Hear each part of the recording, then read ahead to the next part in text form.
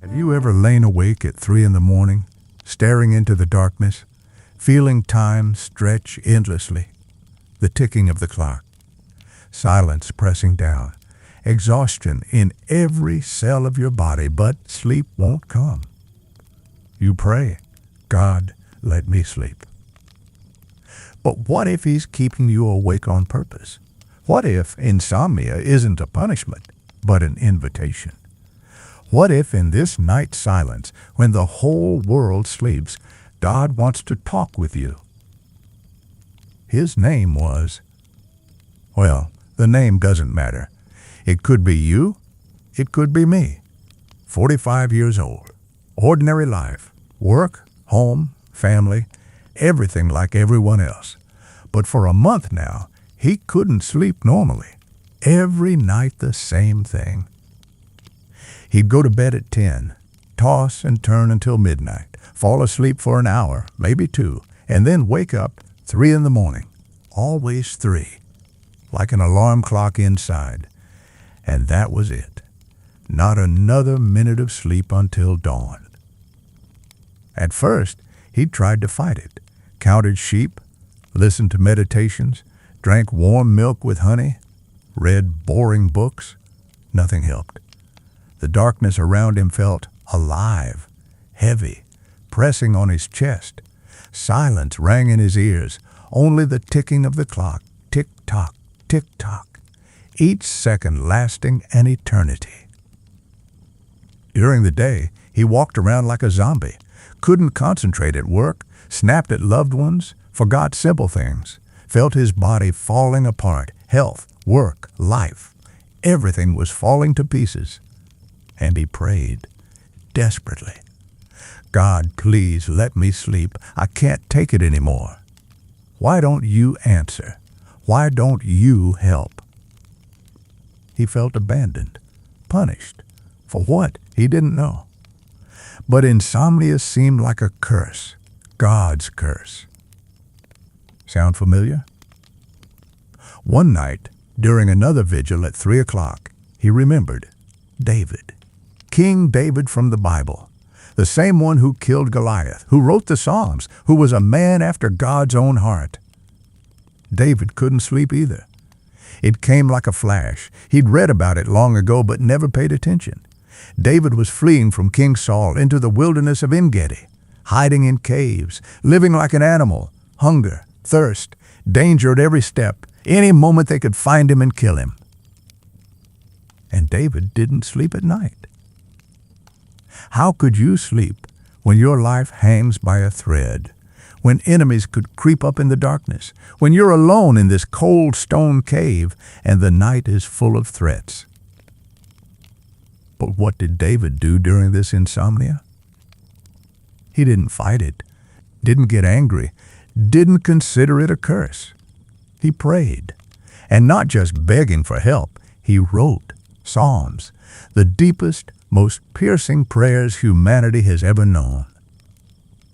And he seemed to hear it, a voice through the centuries, David speaking from the darkness of the cave across 3,000 years straight into his 3 o'clock morning. Hear my righteous plea, O Lord. Listen to my cry. Hear my prayer from lips free of deceit. I call on you, for you will answer me, my God. Turn your ear to me and hear my prayers. This was Psalm 17.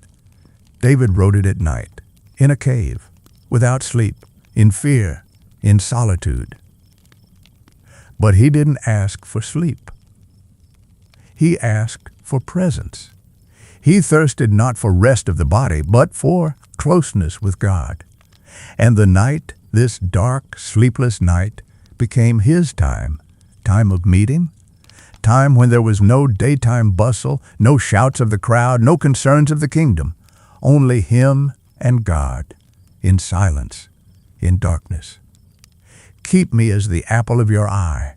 Hide me in the shadow of your wings.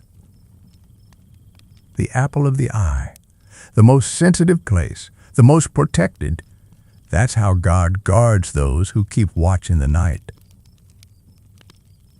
Our hero lay on his bed and suddenly understood. David turned insomnia into worship.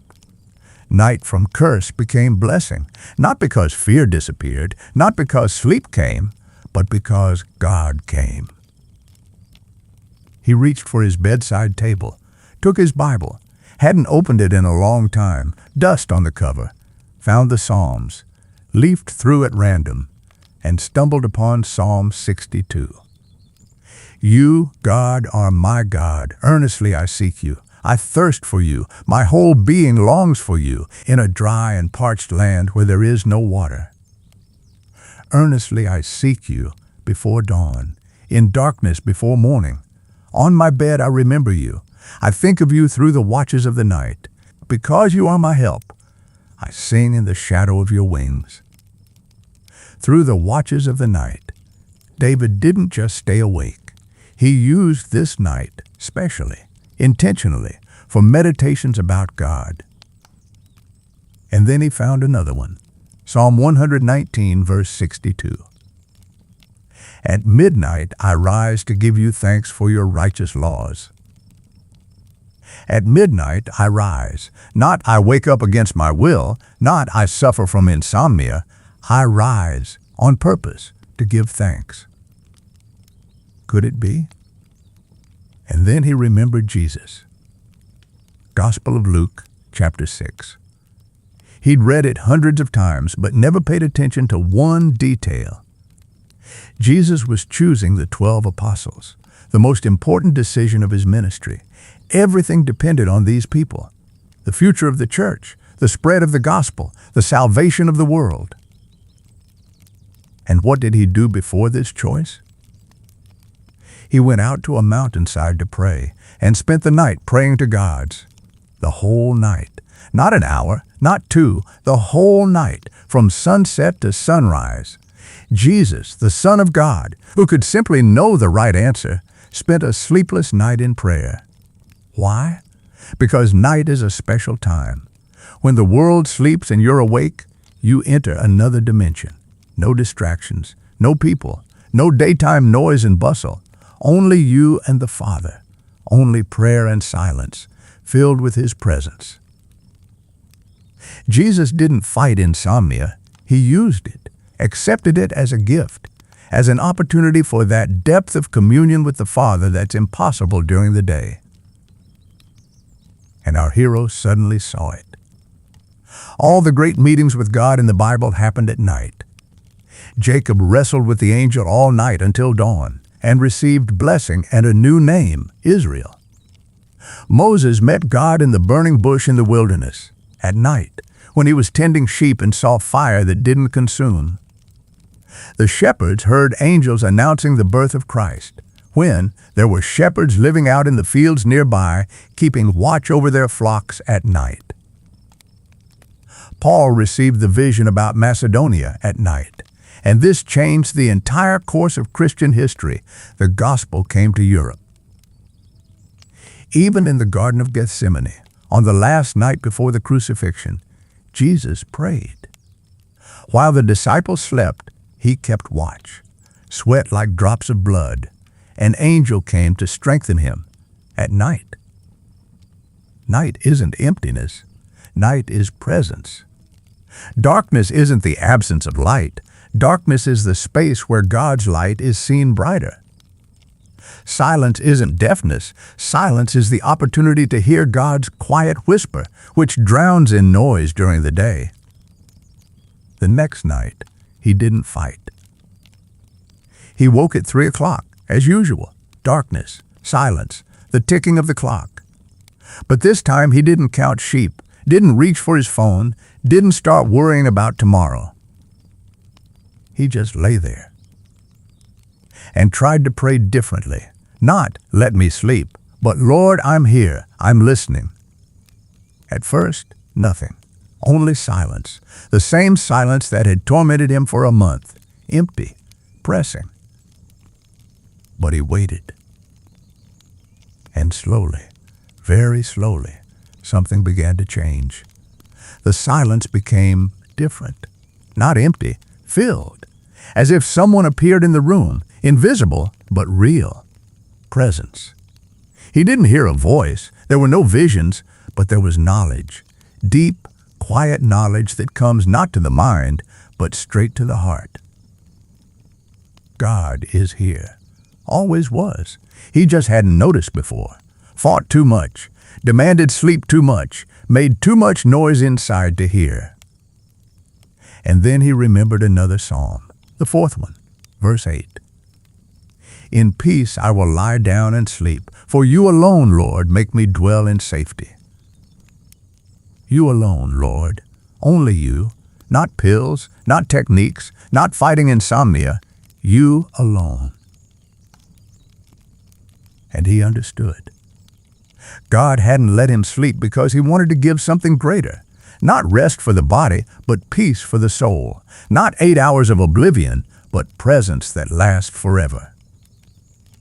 Insomnia wasn't punishment. It was an invitation. Come, let's talk. Here, in the silence of 3 in the morning, when the whole world sleeps, you and I, without hurry, without distractions, just be with me. He cried, for the first time in a month. But these weren't tears of despair. This was relief, as if a ton of weight fell from his shoulders. He changed his prayer. No longer, God, let me sleep. Now, Lord, speak. I'm listening to you. And as if in response, in the silence of the room, quieter than the ticking of the clock, but clearer than thunder, he heard, not with his ears, with his heart. I invite you into the silence. Come to me. Don't fight the darkness. My presence is in it. Don't fight the silence. My voice is in it. Don't fight insomnia. My invitation is in it. I want to be with you, here, now, at 3 in the morning when you thought you were abandoned. The darkness became warm, soothing, like an embrace. The silence filled up with fullness, with presence, with peace. 3 in the morning was no longer torment. It became a blessing.